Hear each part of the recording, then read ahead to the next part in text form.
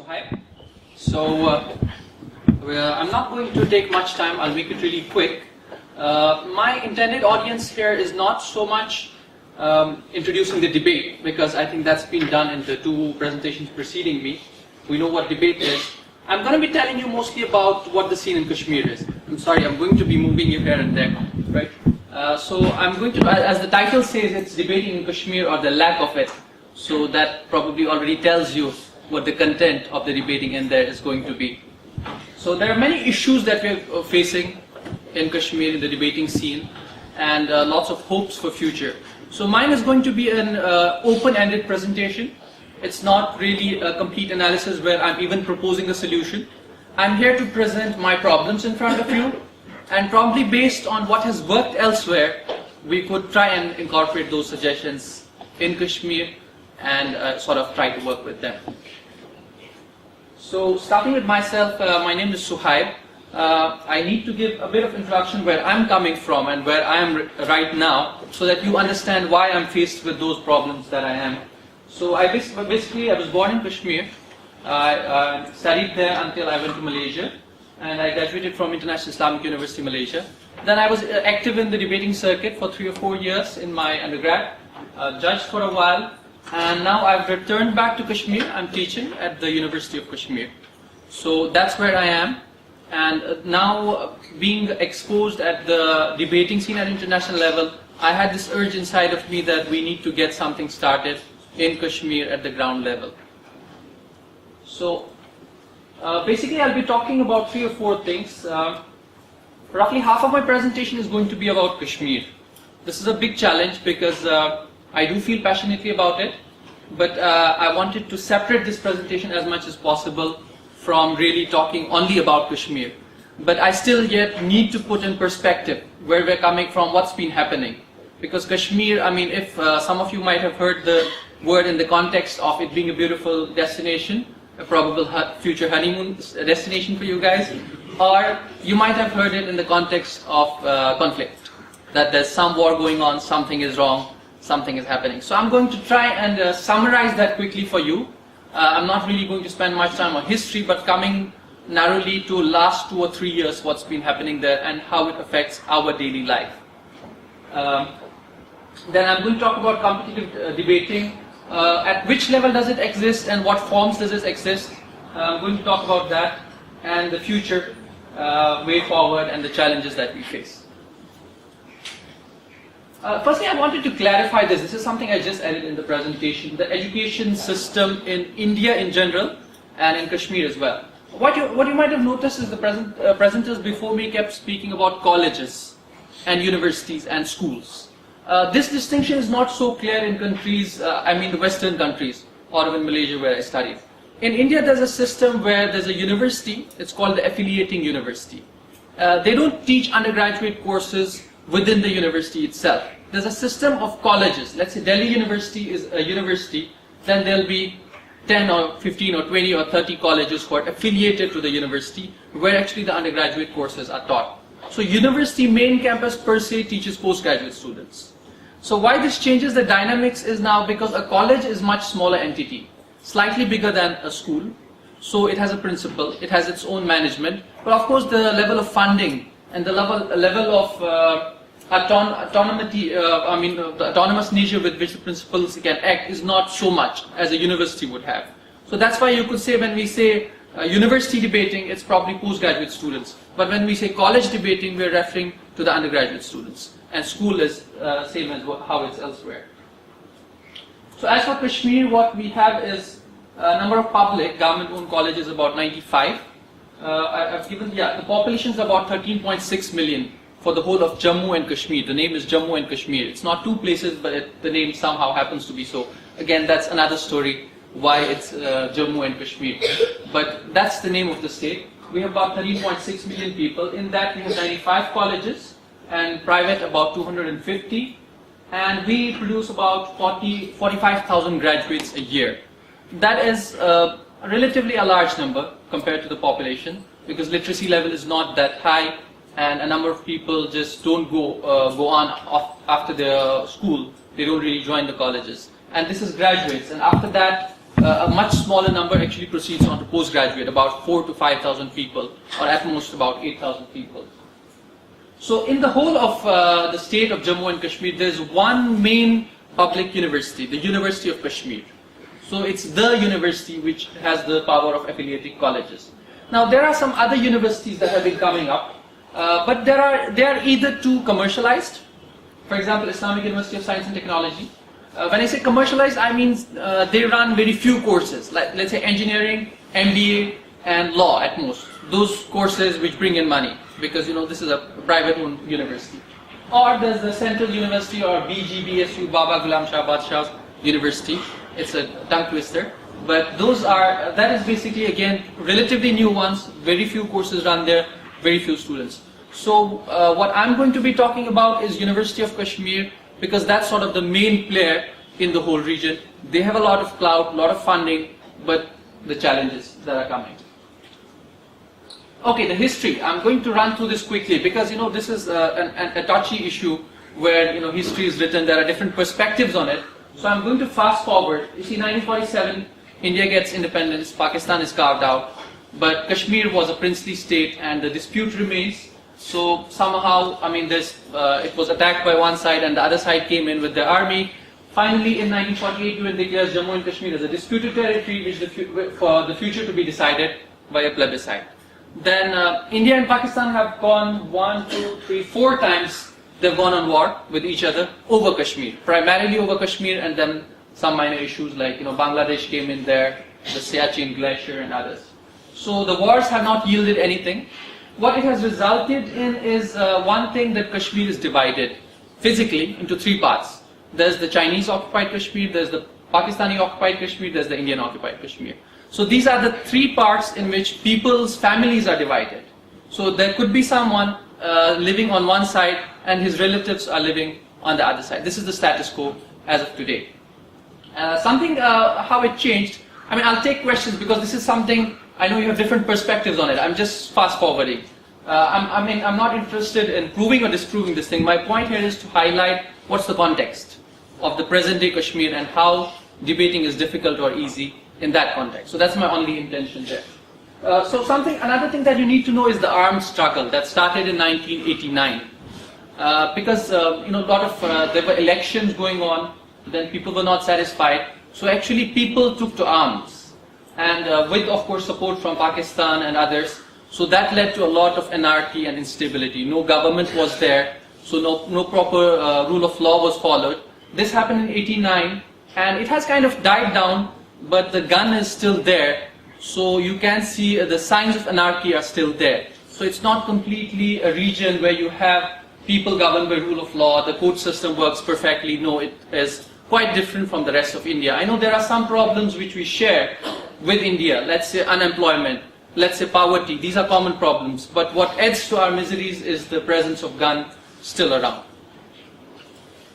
Okay, moving on. Again, this is, I'm trying to remind you again, this is all to put you in context of where the debate comes in. The political landscape right now is separated between separatists and the mainstream. There's a parallel discourse going on. There's a whole set of political parties who believe in separation of Kashmir from India. They have their own support bases, they have their own rallies, and they don't participate in the democratic elections. So that's a completely different paradigm which doesn't interact with the other paradigm which is called mainstream. Again, a set of political parties which fight elections, some of them get to the government, some don't, and that's another discourse going on. So this is an eternal dilemma in a Kashmiri's mind. Like before you start talking about politics in Kashmir, you got to identify which side are you sitting on. Is it the separatist or the mainstream? So this is also another challenge, why debate sometimes is inhibited. Because before you even open your mouth out, you have to identify yourself. Which side are you on? So again, this gets tricky because it deals with your daily life. So again, this is related to democratic elections. Then the other side says that it's an installed government from the central government. It's not really democratic, but the other side claims legitimacy, saying at least we got elected. You don't have even any system by which you've been elected. So that's an eternal debate going on. That's the political landscape. Militarily, Kashmir, I think, It stands as one of the highest militarized zones in the world. 1:6 ratio, which means for every 6 civilians, there's one armed military person deployed in there to contain the rebellion, so as to say, to contain the freedom struggle, as we would call it. So of course there's the Pakistan factor where, the threat perception is being made that, we have a threat from the neighboring country in there, or the China factor is there, so we really need to maintain the military presence. But many human rights organizations and other critics have really questioned that, do you really need such high military concentration? If, let's say, in 2012, as per the reports of army, there are about 100 to 150 armed gunmen who are fighting. So does it make sense that you want to have about 1 million, it's 0.8 million, I wrote roughly 0.8 million troops compared to 150 armed gunmen? It just doesn't make sense. Then there are barracks in the civilian areas, city centers, which really has affected the tourism. So once you go there, the first thing you see is an army barrack. So again, and now they've started taking steps on this, they're being removed, they're trying to take them to the outskirts, but still it's a very common scene in Kashmir. The third perspective that we are faced with is the human rights violations that take place. Of course, there are statements and counter-statements that yes, they do occur and they don't occur. Then Amnesty International comes out with a report, then there are rebuttals, but it does affect our daily life. Okay, now why I'm starting from 2008. I'm just giving you a brief gist of what has been happening. Because those of you, I don't know how much of you have been really following up the news. You might have noticed that Kashmir came in news more since 2008, 9 and 10. And for last 20 years it was a bit dormant. Before that it came in news in 1989 when the armed struggle started and the government was removed and the governor's rule was put. So what actually did happen in 2008, it started with a controversy about religious board. About 40 hectares of land were transferred from the government land, forest land, to a religious board. People perceived it as something being an effect towards demographic change, and they actually came out on roads. It was mostly peaceful protests. So about 500,000 people came out on roads in the Srinagar, where there's a population of 1.5 million. And it was not really communal in nature. Although later it was, some people tried to portray it as being communal. It was not communal because there was that annual pilgrimage going on at the same time, and surprisingly, none of the pilgrims were hurt in the process. They were still taken care of, and they reached the Amarnath Yatra and came back safely.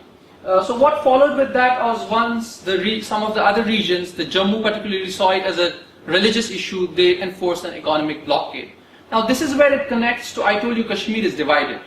Traditionally, our economic roots, our cultural roots have been the other side, the Silk Route, the Iran, the Central Asia, and the present-day Pakistan until Kashmir.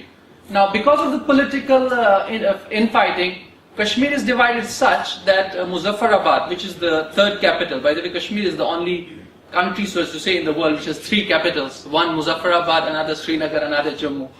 That's just for a GK question. I'll not go into why that is so. So basically, the route from that side is cut off. So what it led to was people actually calling for Muzaffarabad march. That Muzaffarabad is right now in Pakistan occupied Kashmir. So people actually thought that all of us should walk towards Muzaffarabad and try to open the borders on there, so that because there was economic blockade from here. Economic blockade means no food was coming in, no ration. Even basic amenities like milk and vegetables were not allowed into the Kashmir Valley. It's a closed valley surrounded by mountains, and just one small tunnel goes in, which remains closed for 2 or 3 months because of snow. So it was really a humanitarian crisis, where people actually tried to march. Then again, 15 people were killed on that day. So what I'm trying to highlight here is that it's not just politics that I'm talking about. To some of you it may seem, okay, this is politics, what about the rest? This is the daily life of a Kashmiri. It is overshadowed by politics. So some people aptly said that every Kashmiri is a political commentator, because this is what occupies our minds most of the time. This is one difference that I noticed. Having gone back from Malaysia, I had so many things in mind. I want to start an entrepreneurial enterprise probably. I wanted to do something about debating. I wanted to move on with the job. But somehow when you come into the society, the only discussions that you get entangled is about politics, is about the situation. And I wanted to put it here so that you can guess why does it happen. Because when the whole thing is going on around you, you can't just skip and say, no, I'm not talking about that. Let me talk only about certain things. 2009 was similar. There was rape and murder of 2 young women in an area called Shupian. Then military was accused, police tried to cover up. There was a shutdown protest for 40 continuous days. I know it's easy to hear, but hard to imagine. Imagine for 40 continuous days, no bank opens up, no school opens up, no buses fly on the roads, everybody is sitting in their homes. This is 2009, I'm coming to 10, it's getting worse in 10. I mean, in that situation, tell me, who's going to even think of a thing as far as debating? Well, on my mind, the only next thing is how do I get food for tonight? Because what I have rationed and stockpiled in my store is going to last only until today. So those are the kind of challenges you're faced with, and it causes a lot of bitterness among the people. Because we're trying to find out who to blame this on, because this deals with our everyday life. Okay, 2010, 13 years old Vamik Farooq is killed by point blank range. He was returning from school. Of course, I'll not go into who killed and why he was killed. Of course, there's some commission sitting on that. But of course, the fact is, a boy 13 years old got killed while coming back from school. Okay, and then we called for something what in local parlance we call hartal. Again, shutting down everything. Because armed struggle has lost its relevance. Give me a clap at 10, please. Is it 10? It is 14. 14? Yeah. Wow. So, okay, I'll just go through quickly. So basically, few events happened in 2010 around human rights violations, which led to a chain of protests, and there was a 5-month shutdown. Again, I think it's a world record breaking issue, and I think we need to put it in the Guinness Book of World Records. For 5 months, people didn't come out of their homes. No universities, no courses, the whole semester system went haywire. People were then, promoted to the next class without final examinations going on, because it was a huge crisis. You couldn't tell them, no, you got to stay in the same class because we couldn't go to school for 5 months. So these are the issues, what has been happening in 8, 9, 10. So 11 and 12 so far has been peaceful. It hasn't been this bad, but the larger issue is still there, that people still feel a sense of closure has not come, the issue is not settled, and we are scared that anytime it's going to erupt again. The moment someone is killed or some political statement is made, people are afraid, oh my God, is it the time for 2012 now, a repetition of 2008, 9 or 10. So just 2 things I would highlight out of this, that says it's volatile, the situation is volatile, there are curfews, there are demonstrations, there's public resentment. Now coming to debate. This is a summary of what I have first-hand experience from. Now coming to debate, again, from what I summarized, what are the issues that we face in debate? Political instability. It's of course the most important issue that actually shapes up the context of debating in Kashmir. Because stakeholders, when I say stakeholders, it means the guys I'm supposed to go into the university to get permission for conducting a debate tournament, the people who are going to participate, the trainers, they're unable to differentiate between debating as a sport and larger political issues. So let's say I go and I propose to my Vice Chancellor, I want to have a debate tournament here. He says, okay, what's the debate about? I mean, how do I explain to him it doesn't have to be debate about something, debating tournament can be about anything. But since the mind is preoccupied with the issues that are around, so he wants me to identify which side is it, the separatist debate or is it the mainstream debate? So that's one of the challenges I'm facing. Okay, students would prefer social activism than use debate as a tool. Why? Because people feel so passionately about issues and their personal life is so affected, they feel kind of it's out of place. It's funny to have a debate. I mean, why would I want to just speak and act in a debate while there are real issues out there in society with whom we can make difference? I've given an example here. For example, on 5th of February, Zahid Farooq is killed. He's killed on the banks of the world-famous Dal Lake. Now, let's say on the 7th of February, I go and I say, okay, let's have a debate about pollution in Dal versus indigenous people. The context just doesn't suit. I mean, I wouldn't even dare to talk about debating in that context when there's a very real human issue around you and you're saying, okay, let's have a simulated debate just to learn some certain skills. So again, this is an issue. I have something in my mind what I'm going to propose in the next slide, but this is one of the issues that we're facing. Okay, when I did a brief survey of the debating scene in Kashmir in 2010 when I came back, remember 2010 was, I came in the month, I had just started in May, then from June onwards everything was shut down. So I got about half a month of doing surveys and trying to plan what I might want to do, and suddenly then I was forced to sit back in my house and just relax. So misconceptions about debate is like there's a confusion between public speaking and debate, because most of the people still feel that debating is about you get a motion 15 days in advance, you memorize a topic, have a few quotes from here and there, then vomit it out in front of an audience in flowery language, and people cheer and clap. Then there are judges who invariably will be dignitaries or politicians, and then they will give better marks to the one who vomited out best, who gave who spoke the most flowery language. There's no counter questions, there's no arguments, and people are convinced that this is debate.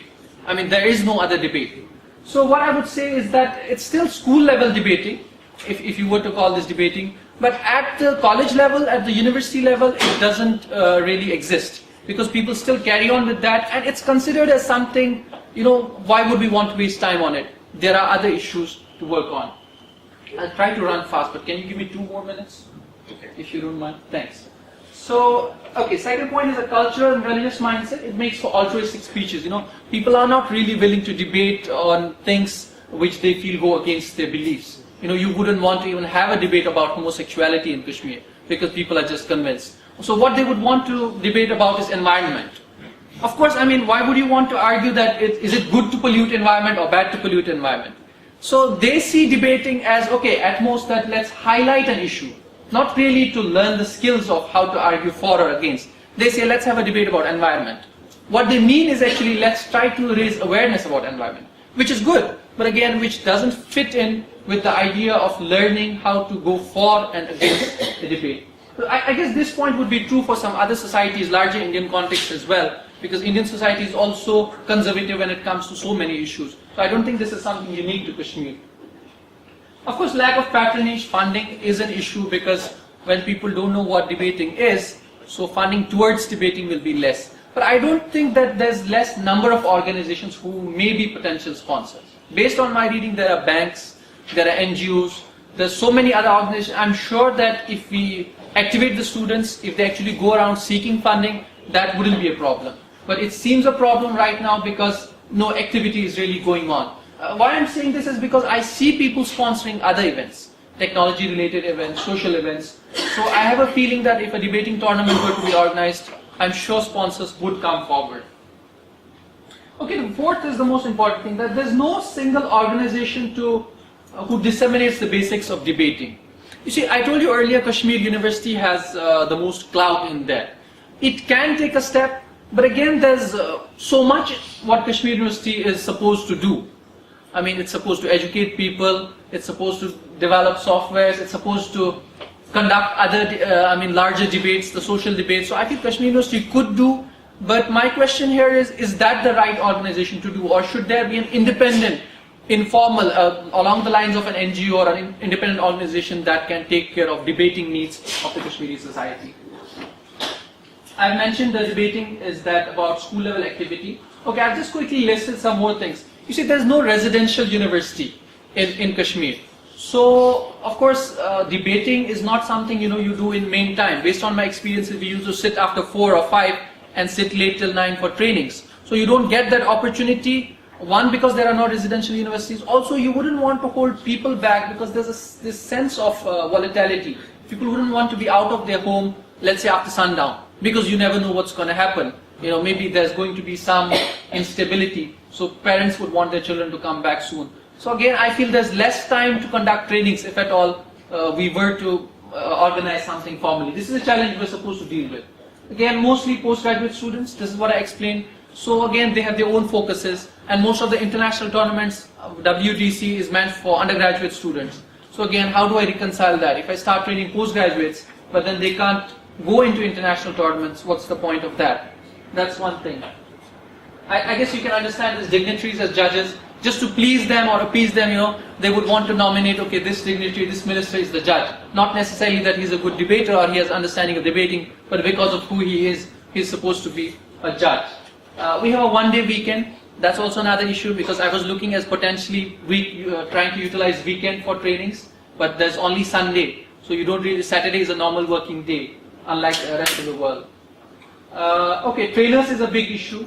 Access to information, like internet, is still restricted. The speed and all, the access, the libraries are still there. So there are a number of issues. I just want to highlight quickly 2 more slides I have. There are few organizations working in Kashmir. United Nations Military Observer Group in India and Pakistan. This is more on the political and military side. Then Medicine Sans Frontiers, it's for the medical side. Mercy Corps is one which is working more on the developing entrepreneurial skills and working on the unemployment and stuff like that. Then there are orphanages who deal with the outcome of the conflict because there are so many orphans in the last 20 years because about 130,000 people got killed since 1989 until 2012. And a huge army of other NGOs who deal with so many issues, but there's no single NGO that deals specifically with encouraging debate in Kashmir. That's why I feel that I've got 3 steps here which I feel we need to make. I need your inputs in that. First thing, I need to break the ice. Breaking the ice means I wanted to conduct one model debate in there to at least show what it is. I mean, I tried to approach the authorities in the university, they gave a go-ahead, but where I got stuck was I didn't even have enough debaters to show that model debate, because at least you need 6, or let's say make it 2 on 2, you need 4 people, but I was one person. I couldn't be like debating on all the 4 sides and trying to show what a debate looks like. So I really need an icebreaker, and I'm very happy to be here because I can see faces around who would be probably easy to get in there and at least have that first ice-breaking session.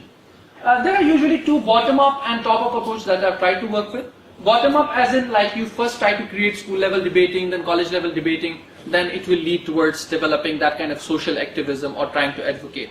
But what I think may work better in Kashmir is a top-down approach. Since people are so politically conscious, since people are so passionate about issues dealing with the society, let's try to introduce debating as something, that it is for primarily for social activism. You try to introduce it not as an extracurricular activity, but as a social activity.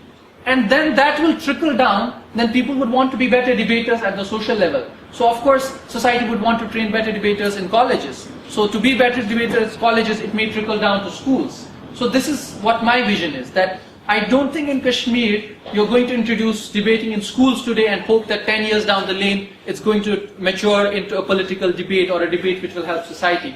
I feel let's introduce what is needed there, and it needs one big push.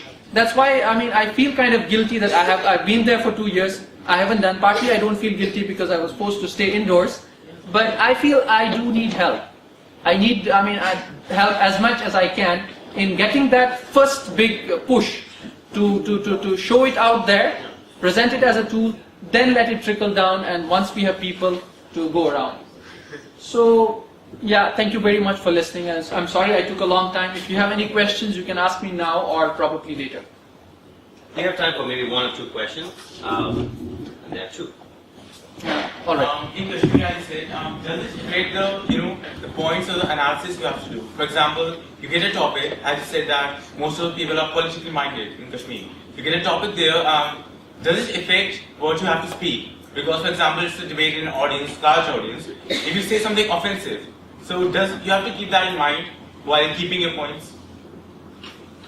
Of course, when you say debating in Kashmir, again, remember there is not debating in the sense in which the parliamentary debating we are talking about. I just mentioned that it's still public speaking as debating.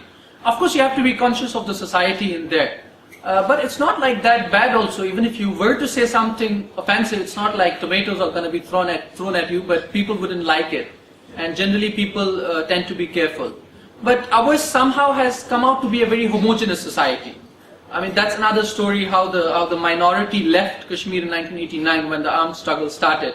But somehow I can say that most of the people tend to have the same opinion for most of the issues. So it's the people versus the elite who are controlling them, or they see as the outsiders, the Indian establishment and the army that controls us. So it's not really, you wouldn't have that difference of opinion, which is sad, because there's no debate, because everybody agrees that, this should not happen. So then again, the room of debate is narrowed down in that sense. More of a comment than a question, but let's try to end with a question. I completely understand when you talk about how debating is used as a tool for social activism. And I'd just like to give you an example here. In the sense that when you say that it's probably because there's so much going around you. I'd like to give you an example when we organized a debate somewhere really down south near Chennai, in a place called Vellore, in a town called Vellore. The debate was on Kashmir, and we have a huge population of Kashmiris or a substantial population of Kashmiris in our college. And the debate was obviously about Kashmir, and we had a huge participation from Kashmiris on the topic. And what we noticed there was the fact that it was very personal for them. The issue, the topic was very personal for them, despite the absence of that unstable environment around them. So I think the problem also lies in the fact that it's so closely associated to their personal lives as opposed to just the environment around them, that they just can't get out of it. So therefore, how would you propose that we take them out of that well or that mindset and take them to a more non-activist, so to say, a format of debating? Very beautifully put it that way. You see, as much as I feel passionately about Kashmir, I feel equally or more passionately about debate. Because I believe debate is the way out. You see, one thing that I put in here is one is about hearing them out. You see, once they get platforms to come out and people actually hear their perspectives on different issues, that itself is a satisfying feeling that, I've been heard. There were 40 or 50 people hearing my perspective, so that level of anger, that level of disalienation, that level of alienation, that discomfort is gone because you've been heard. But the other thing is, once you start debating about other issues which you don't so passionately feel about, you understand that it's a higher game where you're trying to sort of practice your skills and your learning. But at the same time, you learn some essential values, which I'm really grateful for, that what has been taught by my trainers in there, like analysis, following the argument. So I feel once Kashmiri youth start coming out at debating platforms, they'll pick up these traits invariably. And I'm hoping that this will spread throughout the society. Then they could utilize the same tools to discuss the real issues that are confronting us. I think that's why I feel the pressing need that debate should more so be introduced in Kashmir today, because we really need to use it to solve our real issues. And I don't think any other tool is comparable to giving us that equipment than debating. I'm going to let Alex ask one question, and then we're going to move into the open session. So keep your questions in mind. There's going to be more time for questions to Shoaib and the rest, but once Alex asks the question. If you want to just go to the open session, I can just ask the first question. Is it a good question? I hope it's a good question. Yeah. Open session is after the lunch, right? No, open session will be now. All right. All right, in that sense, let's give Shoaib